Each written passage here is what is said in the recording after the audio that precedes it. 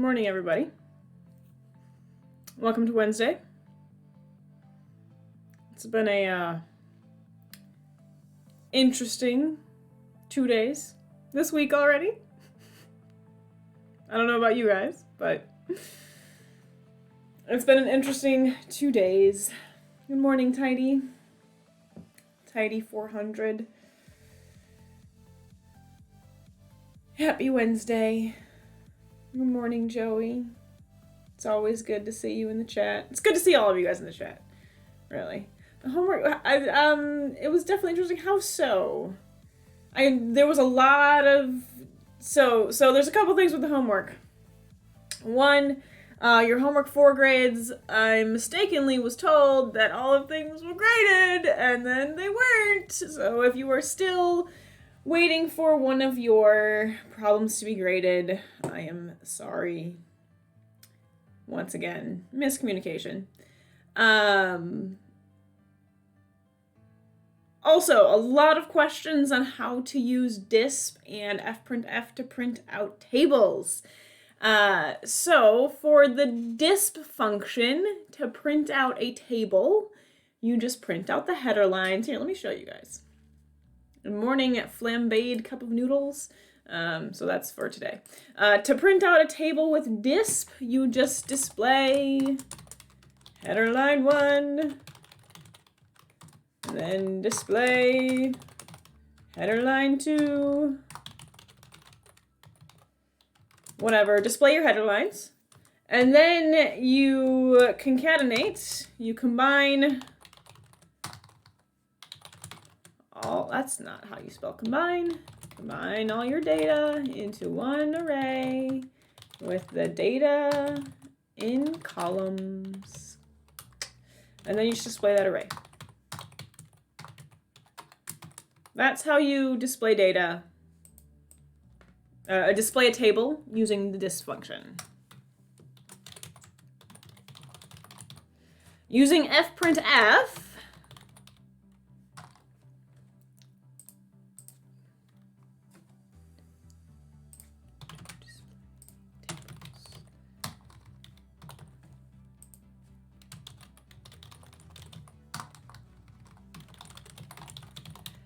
using fprintf to display tables, same process, really. It's just what displaying the data is just a little different, but still, print out your header line 1, \n now, fprintf, header line 2. You can do that technically in one line, you don't have to. And then you're going to fprintf, print out your numbers, how you want to print out your numbers. Morning, Zanzib. And then your array, so here I should say combine all your data into one array with the data in rows, and then there you go. Those are the 2 ways you fprintf. Good morning. Oh, yes, absolutely. That's one of the first programs that anybody writes in their first language, is how to type good morning or hello world. So these are the 2 different ways that you guys print out tables with display. You just display header line 1, header line 2, and then you combine all your data into one array with the data in columns and display that array. For fprintf, very similar. You display your header lines, don't forget your \n, and then you're going to combine all of your data into one array with the data in rows. And then in your fprintf, you identify how you want to print out your numbers in each line, how you want to print out each line, and then you fprintf that array. Hello Alexa, for problem 1 on the homework when it says test your program with 2 examples. No, you do not need to show that. That's just to identify what your typical inputs might look like. So in MATLAB Grader, when you write a function, I can show you what your inputs would look like given that extra text box that is used to test your function. For the input function, I can't really do that with MATLAB Grader, so that's why I gave you or we as instructors gave you some tests that you can use just to get an idea about what type of data would be input. But you do not need to show those. You just submit your script file. That's it. Okay, so hopefully you guys found that informative. Hopefully that makes sense. I will probably post this video on Discord again and just say, reference the first 5 minutes. And hopefully that answers a lot of questions. But hopefully that helps. Hopefully that makes sense. I really enjoy seeing all the collaboration on Discord and just all the questions that I got yesterday during office hours. Part of me is like, you guys should do your homework and then watch the lectures, but it's really not possible to do that. But to be honest, it's hard to get everything from lecture. You really need to try it out and kind of mess around with the material yourself. And then, I don't know, maybe go back, watch some videos, go back, watch the lecture or something. I don't know. Lots of ways to get help. Hopefully you guys find that. But yeah, I'll probably post this. I'll probably post this on the on Discord for those first 5 minutes. Matt, I already mentioned the homework 4 was not graded completely. Some of your grade was corrected. Some of it was not graded. So hopefully it's resolved soon. The TA has not emailed me back, but hopefully all of that gets rectified by the end of today. But we'll see. It's very frustrating. Okay, let us go ahead and get into the material for today. So on Monday we went over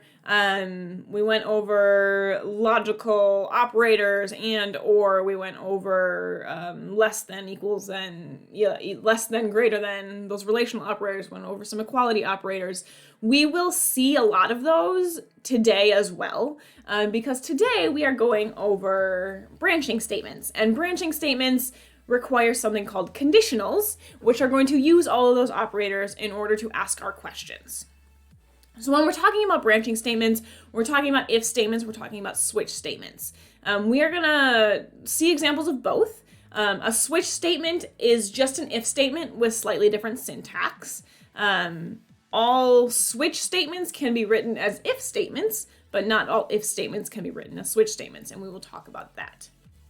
So once again, I'm gonna try and teach through examples. There's other places you guys are getting this material as well, your textbook, through the notes, through the Friday videos from last Friday. So just make sure that you're taking advantage of all those resources.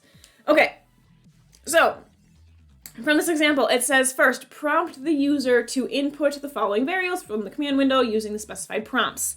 So once again, prompt implies that the input function should be used. So here I have, here's my table. Here are my 3 input functions used to prompt the user to enter in an area, enter in the input units, and enter in the output units. So I use the input function, and then in single quotes, once again, single quotes or double quotes, it doesn't really make a difference here, although, thought. Let me do something quickly.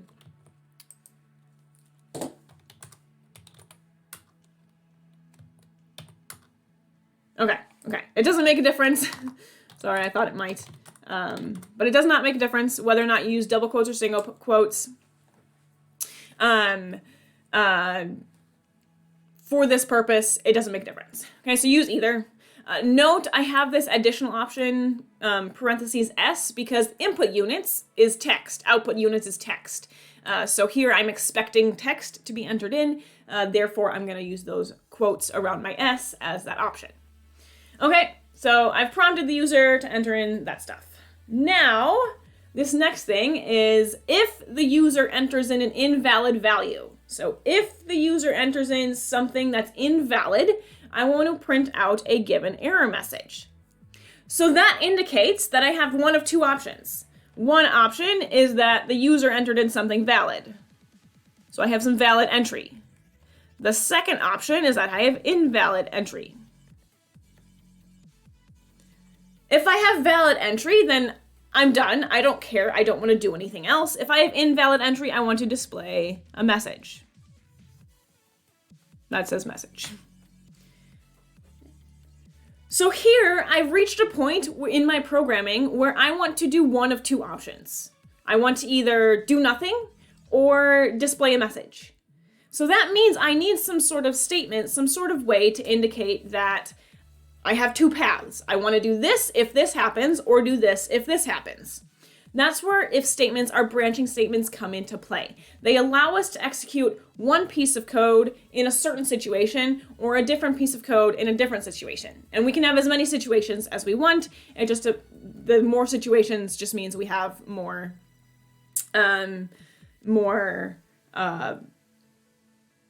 complicated branching statements. Okay, so let's start with area. So for area, my valid values are any positive numerical number, which makes sense. You can't have a negative area. Well, technically you can, given the area under the curve. If it's under the x-axis, it's negative, but I'm not going to remind you of integration. But let's just assume meaningful areas are positive in real life. You have a positive area. So if the user enters in something positive, that's great. They did it correctly, no issues. If they entered in something negative, then we want to print out this message. The input area is invalid.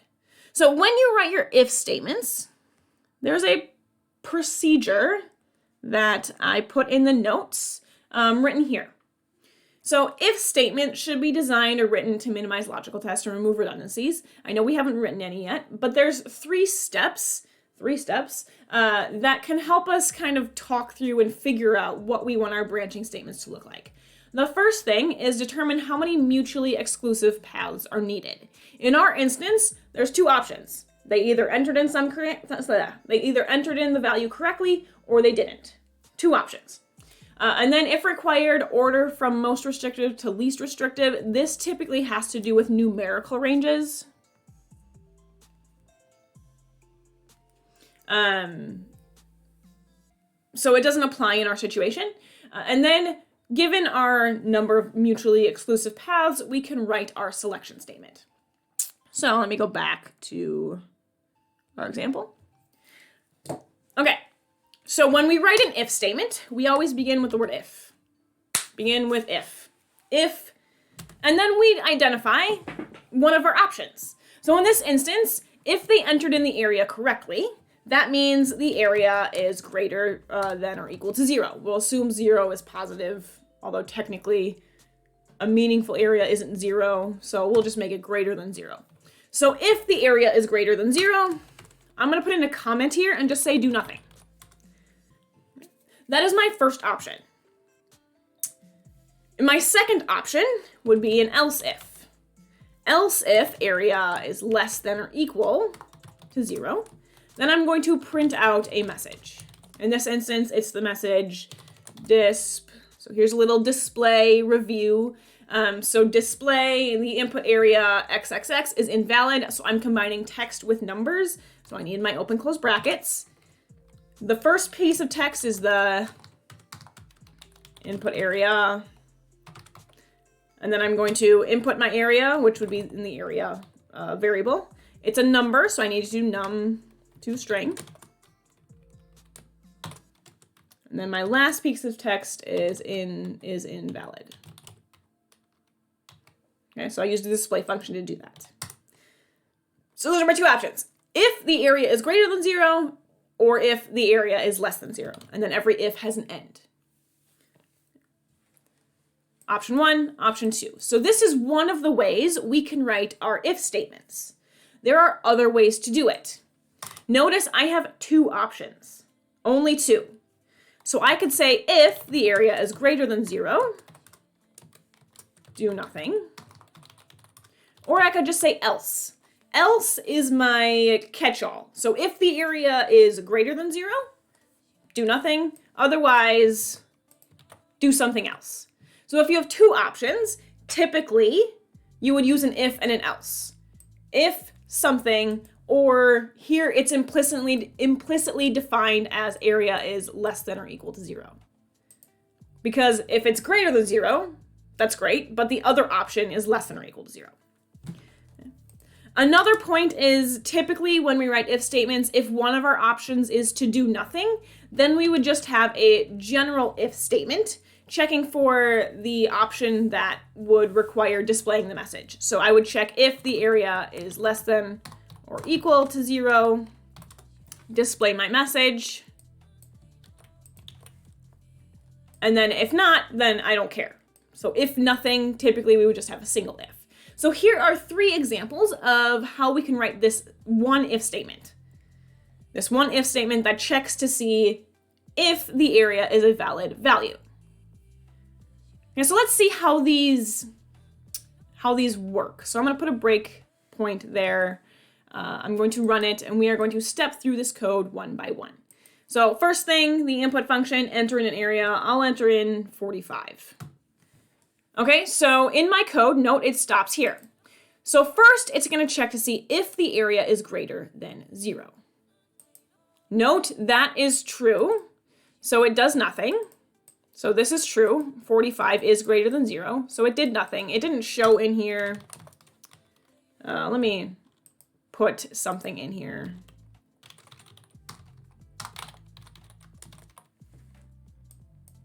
As an illustration. Okay, let's do this again. So run 45. So if my area is greater than 0, 45 is greater than 0, so that's true. So that means if this is true, it's going to execute all of the code underneath there. Note this code is automatically indented because it's identified as the code block, the code that is associated with this statement, with this conditional.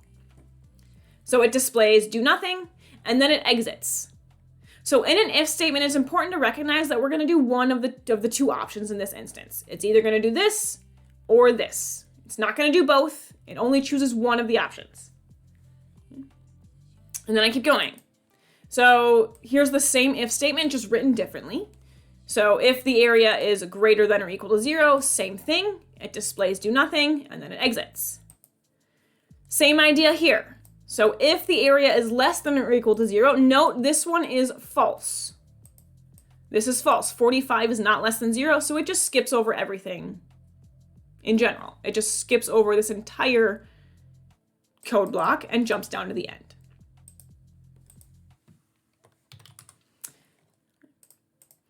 So I'm going to leave this one here because this is how we typically write these. But here's an example. Well, I'll leave them all up. But here's an example of how we might write a basic if statement that checks to see if something is greater than 0 or if something's less than 0. Okay. Note the difference between this else if and this else. Else's do not have a code block or have a conditional after them. It's just a default case. When you write an if statement, you can have as many else ifs as you want. You only have one else because it's our default case if nothing else above is true. It's our default. But every if statement starts with an if, and every if statement ends with an end. Okay, so let's keep going with this prompt. So that's the first one. The second one, any valid values for input units would be square kilometers, square miles, or acre. So here's my input. So now I have more options. My input units is either equal to square kilometers, it's either equal to square miles, it's equal to acre, or it's none of those. Okay, so now I have 4 different options. Okay, so once again, doing some basic stuff, basics. So I start with an if. My first option is if my input units is equal to square kilometers.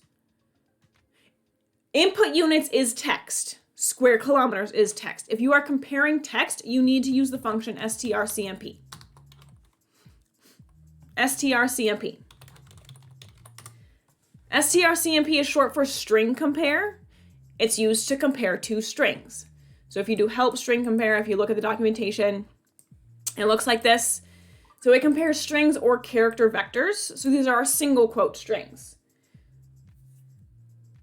the input function automatically inputs single quote strings. So we need to use string compare. So I'm comparing my in units with square kilometers. So SQKM. This is my first option. If in units is equal to square kilometers. My second option, else if string compare in units equals to square miles. Third option, else if string compare in units equals acre. My fourth option, else if. I don't really have a general else if, so I just have an else. I have if it's not equal to any of those, then I have my default. Okay, so here's the beginning of an if statement that you can write for checking to see if the input units is correct. This is one way to do it. So check to see if my input units is equal to my first option, if it's equal to my second option, if it's equal to my third option. If it's not equal to any of those, then I have my else. Here, for my area, I had a single else if as my alternative. It's either less than or equals to 0. Here, I just have an else because I can't compare it to every other option. I have 3 yes options and then an infinite number of no options. Okay. So if you have more than one no option, you would just use an else. In most cases, not always. Okay, so now I need to decide what is going to happen with these options. So if it's equal to square kilometers, I'm going to do nothing. I'm going to print out my do nothing. Same thing for square miles or for acre. However, if I have an invalid option, I'm going to print out my message, which I will just put in there. This instance, my message is the input units. And then here, I'm going to input in units is not recognized.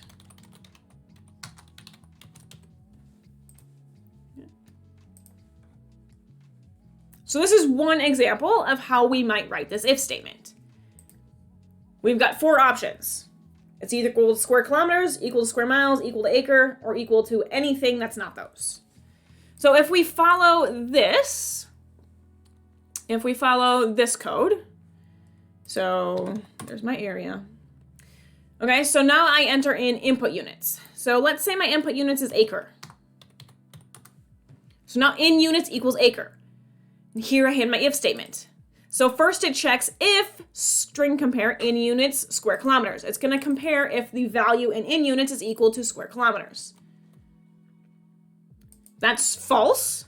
They're not the same. Acre is not equal to square kilometers. So once it checks that one, it skips over everything down here and goes to the next one. Then it checks to see if string compare in units equal to square miles. Acre is not equal to square miles, so that's false. So it skips over everything in between there and jumps to the next else if. String compare in units equal to acre. That's true. Acre is equal to acre. So that's true. It's going to execute the code inside of there. It's going to display do nothing, and then it ends. So let's do another one. Let's say my in units was some garbage like that. Okay. It's not even a real word. Wargy. Same idea. It first checks to see if the value in units equals square kilometers. That's false, so it skips over the code inside. Goes to my next else if. If string compare in units equal to square miles. That's false. That's false, so it jumps to the next one. If string compare is equal to acre. That's false, so it jumps to the next one. My else, if none of the other ones are true, my else is automatically going to be executed. So it displays the message. In the in units, whatever is not recognized, and then it ends. So this is one way. This is one way that we could have written our if statement for this to check to see if the in units was correct. We could do it differently. We could combine all of these into one statement. So rather than having 4 options, we could write it as 2 options. Either it's valid or invalid. So if it's valid, that means that my string compare in units is equal to square kilometers, or it's equal to square miles, or it's equal to acre. I'm just going to go on to the next line. So this is another way. This is another way that we could have written this if statement. It's either equal to square kilometers, or it's equal to square miles, or it's equal to acre.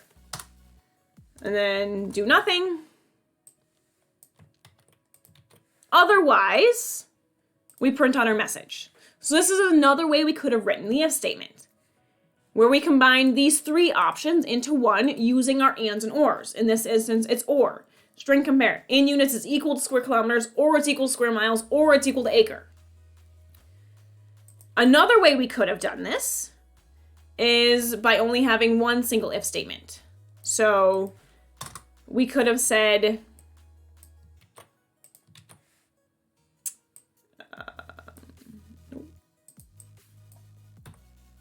we could have negated this. So if this is valid, that means the opposite of this is invalid. The opposite of an or is an and. So we would convert all of our ors to ands. And then the opposite of this being true is it being not true. So I put my not in front of everything. So either it's not square kilometers, and it's not square miles, and it's not acre. So writing these conditionals, they can get pretty complicated.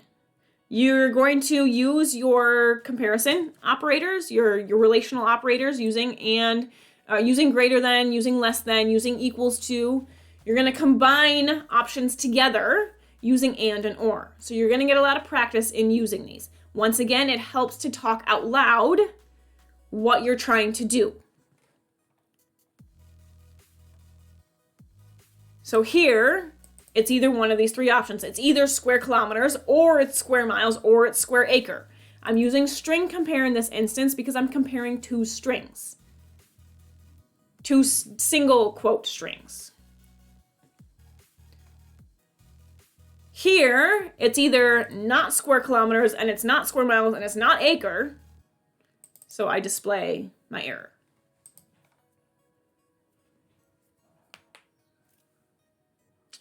Okay. Those are some basic if statements. Same idea if we wanted to check for output units. So I've had some practice writing my if statements. And I know that I just want to do it this way. So I want to check to see if it's invalid. So I would just change this.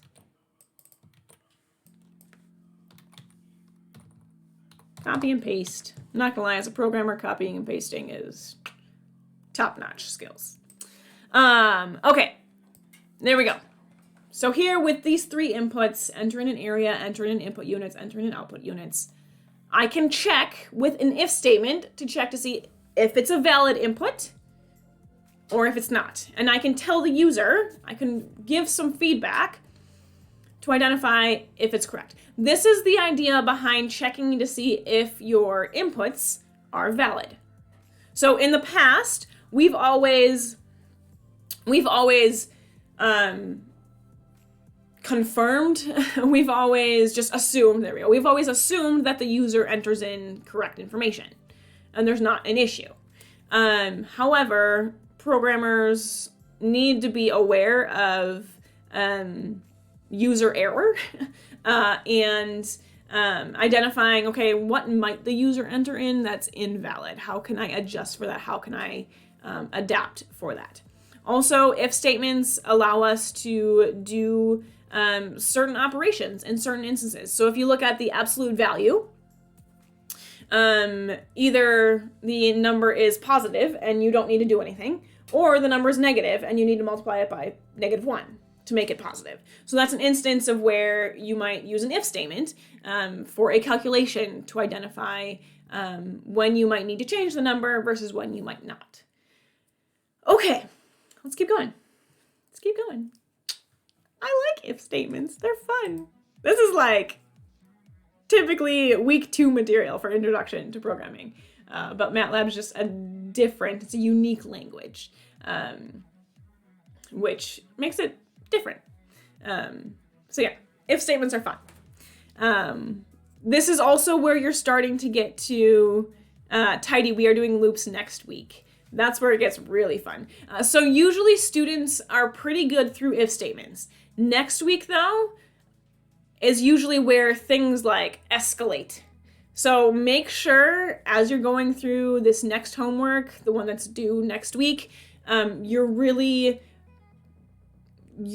being on top of things, you're following along, not necessarily fall apart, it just gets harder. Loops, for some unobscure reason, and this is true in every programming course I've taught, loops just seem to be different. It's just it's different enough. Like in if statements, it's still sequential. It's still top to bottom. You just might skip over some things. With loops, it's not quite sequential anymore because you go back to a specific location. But once again, I will try to do my best to explain, to demonstrate, to illustrate that process as well.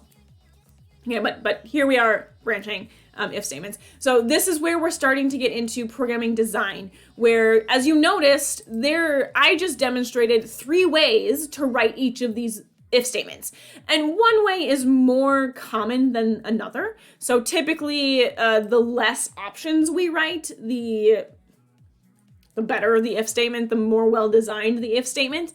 So typically this is how you would see the if statement written, but these 2 other ways are not invalid. And if you're stuck on this one, that's totally fine. As you get more exposure, you will be able to see some more nuances to how different branching statements are designed. Because in general, we want to write well-designed if statements that minimize the number of checks we have to do. But there's preferences as well as a programmer. So we're starting to get into, okay, things are a little bit more complicated. How do we do programming design? What does it look like? So once again, talk through it, talk out loud. It helps to identify what the problem is. And if you know the problem, so this goes back to 199, EAS 199, doing that problem definition. What is the problem? Once you know the problem, then you can better articulate a solution or a program to help solve that problem. So talk through things, it really helps. Okay, let's get into some more fun stuff. Okay, so able to connect and or statements for the header for the if. When you say header, you mean this conditional statement? Yes. So you can use and or to combine questions. So this is a question. So is the input units equal to square kilometers? Or is the input units equal to square miles? So all of this technically should be on one line. I just increased my font today. So it's a little bigger because I'm trying to make the text a little bit bigger for you guys. But this is how it would look. So yeah, you can use and ors to combine those. As many as you want. Just make sure the more complicated your conditional is, the harder it is to figure out what's really going on. So just be mindful about how you're combining things. And once again, talk through it. It should make sense. Speak it out loud in plain language. That really helps. Okay, so given my input area, my input units, my output units, I want to go ahead and convert the input value from the input units to the output units using this table of conversions. So I have more conversions than I need. So I need this one, I need square miles, and I need acre. So here are my 3 conversion units that I need. So if the input units is acre and the output units is square miles, I want to go ahead and do that conversion from acre to square miles. Okay, so once again, figure out how many options I have. So if it's square kilometers, then I want to go to square miles or square or acre. If it's square miles, then I want to either go to square kilometers or acre. If it's acre, I either want to go to square kilometers or square miles. So now I have a lot more options. So now here we're getting into even more complex programming design, and there's multiple ways that we can approach this problem. It's going to be just depending on your experience. It's going to be depending on your preference, but there's multiple ways we can go about solving this. So if the input units is square kilometers, then my output units is either going to be square miles or acre. Okay, so let's go ahead and start there.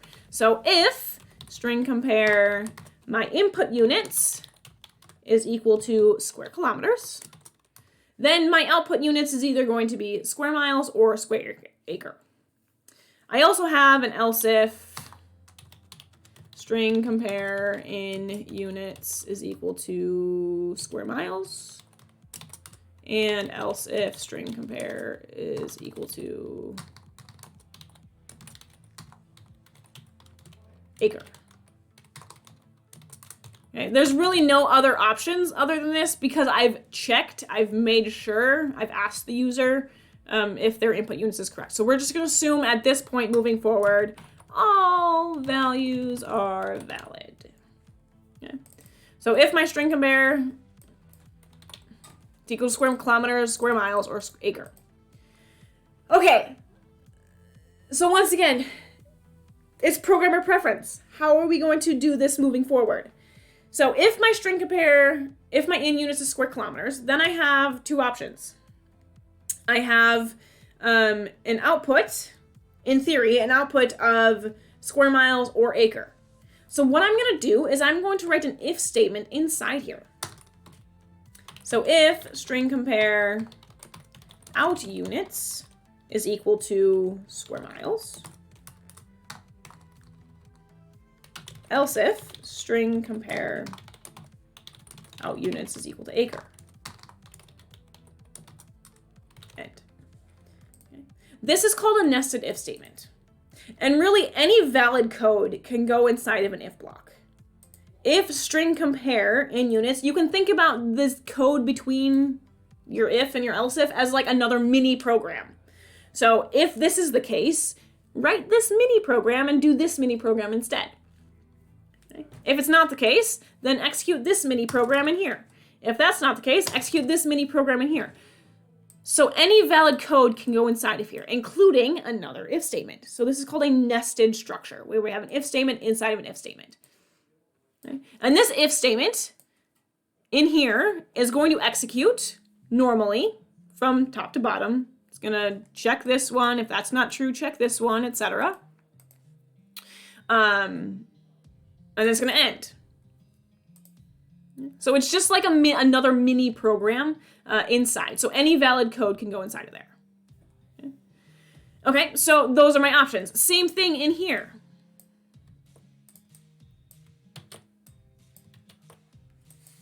So if it's square miles, then I either have square kilometers or acre. If it's acre, then I either have square kilometers or square miles. And I could write, so in here, then I would do my unit conversion from square kilometers to square miles using my table. Same thing in here. Technically though, well, yeah. Okay, and then I can write my conversions in here as well. This is one way we could do this. I'm not writing all of the code in there because I'm not focusing on those calculations in this section. I'm focusing on writing if statements and my options. Okay. And so this is one way we could do it. And this works for a relatively small number. If you had more though, this would start to get complicated. So another way we could do it is we could use some sort of interim unit. So notice all of my conversions are in terms of kilometers squared. So kilometer squared. So I could use kilometers squared as a central point. So I could say if my string compare in units, square kilometers. Then I could convert to square kilometers. I know that's redundant. Else if string compare in units, square miles, convert to square kilometers, else if string compare in units equals to square, acre, convert to square kilometers, and then end. So now here, all units are in square kilometers. So then I could have a second if statement that converts my out units, converts my answer from square kilometers to my out units.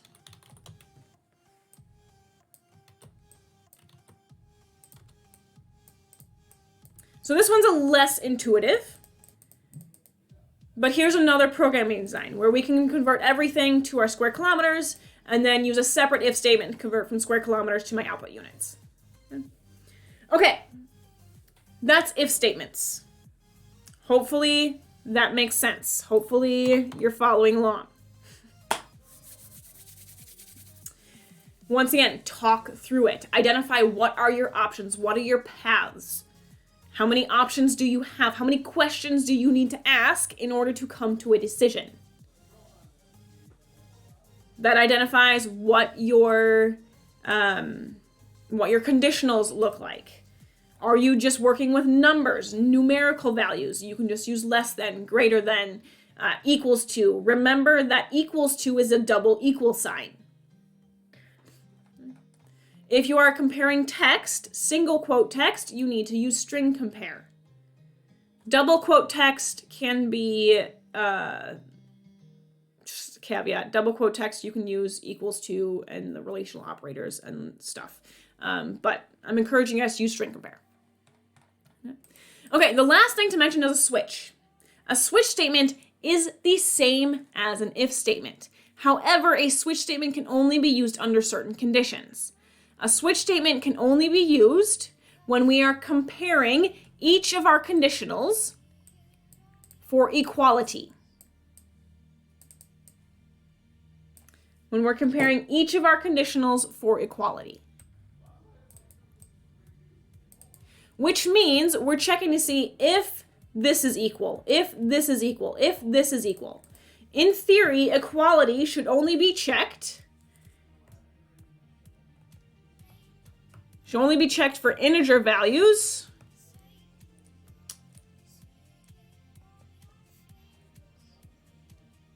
and for text, for strings or characters. Okay. So if we have an if statement we're writing that checks integers for equality and text for equality, we can use a switch statement instead. The switch statement syntax starts with the word switch. Shocking, I know. And then we are going to identify the variable we are using to check for equality. So if you look at this if statement up here, I am checking if output units or out units is equal to this or this or this. Therefore, that variable I am checking for equality every single time is out units. So I would say out units. That is the variable I am checking every single time. I'm checking if out units is equal to this or this or this or this or this or this. Then we have cases, and these cases are our comparisons. So here I'm checking to see if it's equal to this case, or this case, or this case. So I would write the word case, and then I would insert my cases. So is it equal to square kilometers? Is it equal to square miles? Is it equal to acre? And then in a switch, I don't have an else, I have an otherwise. Right? Wrong one. Yeah, it's an otherwise. In C, it's default, so just making sure I'm working with the right language. So this switch statement and this if statement would be the same thing. So now inside of this case,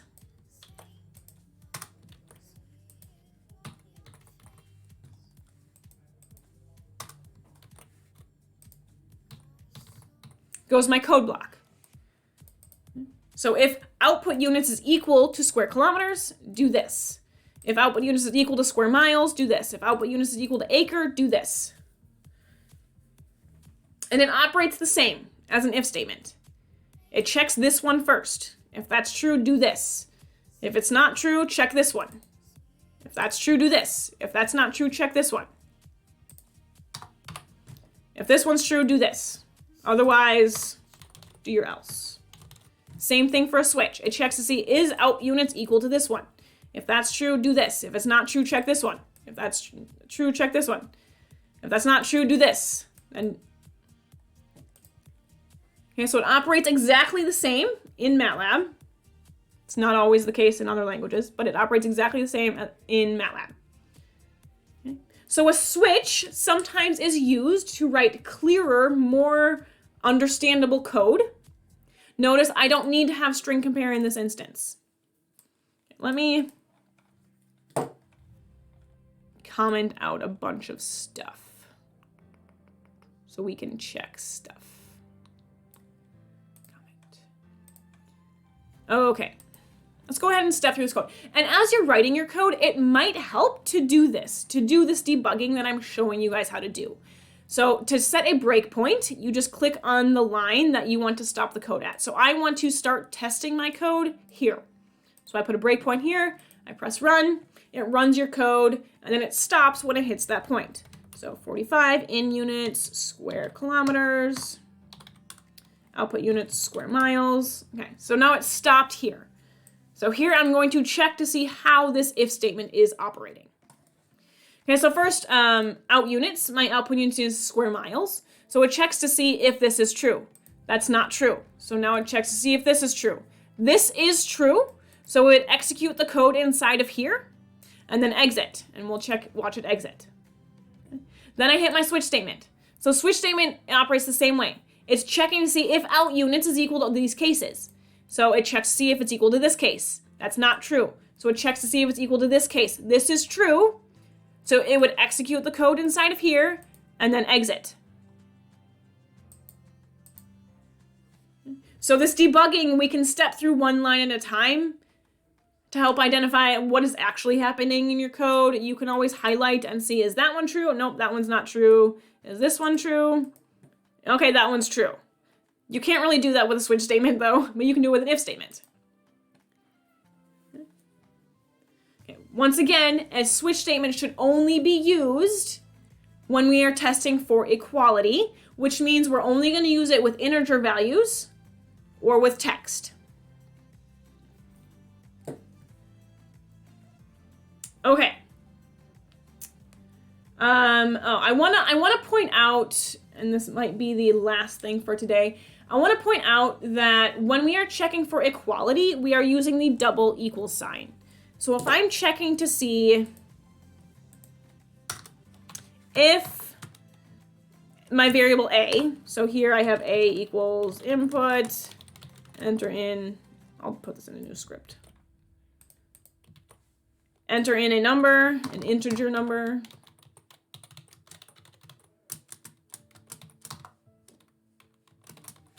And now I want to check to see what that number is. So if a equals 1, else if a equals 2, else if a equals 3, etc. I'm using a double equal sign. If you use a single equal sign, that's assignment. That's how we create our variables. That's how we store values inside of variables. So here, this reads whatever the user entered in, put it inside of A. Let me go ahead and save this and we will check to see what happens. Save that. Oh. Wow. So MATLAB will actually give you an error now, which is interesting.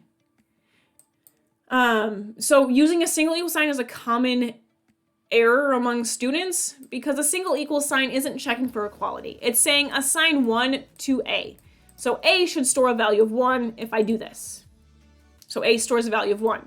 If I do double equal sign though, my answer is checking to see is the number inside of A equal to 1.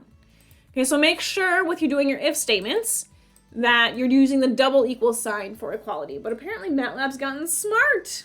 Good for MATLAB. That was not always the case. Sometimes it would give you a warning. But if you use a single equal sign and it doesn't give you a warning, it's a headache for debugging. Okay. I could write this as a switch statement. I could say switch A, case 1, case 2, case 3, otherwise. And these two are the same. But notice I can do this because A is being checked for equality every time. Note A equals, A equals, A equals. So I'm checking A against 1, 2, 3, case 1, 2, 3. If we have a floating point number, so A input, enter in a non-whole number.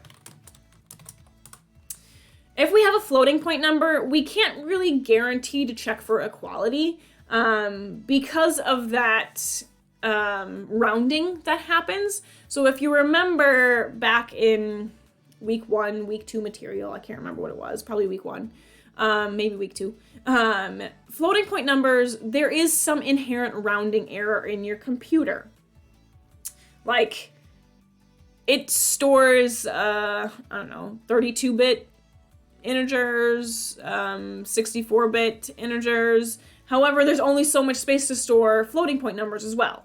So floating point numbers cannot go on to infinity. You cannot have infinite precision when it comes to storing a floating point number. There's going to be some cutoff. Usually that cutoff is really far down in terms of decimal points, and that's great. But when it checks for equality, it's checking for every single number. So if it's off at, 18 digits past the decimal point, that means they're not equal. So what we do to check for equality, check to see if A, so we check to see for equality by taking the difference between two numbers and comparing them to a threshold. So this is what I do in your homework. So if you do some calculation one way and I do some calculation a different way, where you use nth root, I use raised to the 1/3. There might be some differences in that algorithm behind the scenes that MATLAB uses in order to calculate the nth root or raise something to a fractional power. So we might get slightly different numbers, slightly different meaning down in like the 10th digit past the decimal point. So when we compare for floating point numbers, we want to say the absolute value of number 1 minus number 2. So whatever our two numbers are. And then we're checking to see if it's greater than a certain threshold. So 1e to the negative 10. So are they practically 0? Are they practically the same? Okay, so just be careful when you are comparing for equality. Make sure equality is only used with integer values and text, where you use string compare. Or if you're using floating point numbers, this is how you would do it. So floating point or non-whole numbers, you would say ABS of num1 minus num2 greater than some certain threshold. And that threshold can vary depending on how different your algorithms might be. 10 to the negative 10, 10 to the negative 5. I think my code for your grading is 10 to the negative 5 or something. But this is how we would check for equality using floating point numbers, where we're checking to see if they're practically the same. Okay, so any final questions before we stop? I know I spit a lot out at you guys, but it's just practice going through those steps. What are my options? That helps. Then you can start to build your if statements. There are some more complex if statements that you can build. It just comes with practice. So don't be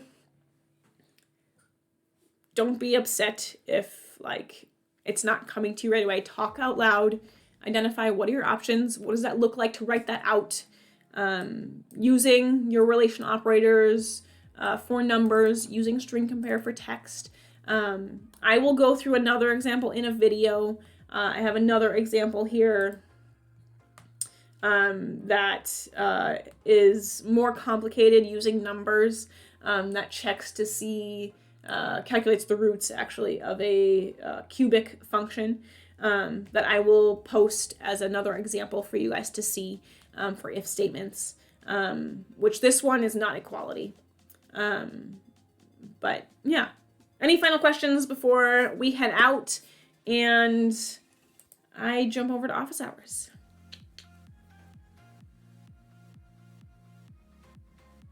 It's exciting stuff. So Tidy, your question, trying to relate MATLAB with Java. So this is where it's much more similar to Java and other languages. If statements is where we're starting to get back to the more traditional programming topics that are translated to other languages. So every other language is going to have some sort of if statement. And most of them like use the word if. Most other languages also have a switch statement. So this is where we are kind of going back to the more traditional programming topics. But all of this with arrays and everything also exists in other languages. It's just much more different in MATLAB versus other languages, how arrays are created, whereas if statements are much more traditional, and every language is going to have its if statement. I do want to point out that with if statements, when we're doing comparisons, we're really talking about scalar values. So you can't do an if statement on an entire array. That's where you would go back to the material we talked about Monday, where you can compare arrays with scalars and get a big picture, and then you might have to boil that down into a scalar metric in order to compare with an if statement. So when we are doing if statements, we're really talking about arrays, or we're really talking about scalar values, comparing scalar values one at a time, because it doesn't quite work with arrays. Okay, with that, have a great rest of your week. I will post some more videos that are hopefully useful. Get your homework in. I'll see you guys on Monday.